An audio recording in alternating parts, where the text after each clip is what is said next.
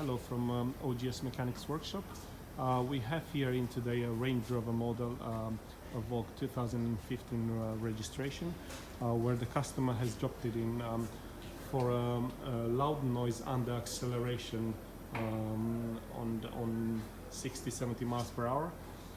After carrying out some road test and investigation, we have concluded the problem seems to be from the transmission. And what we have done, we have checked the quality on the oil on the rear diff, because the noise seemed to come from the back of the car. And what we have seen, the oil badly contaminated with metal debris, which indicates a failure on the rear diff.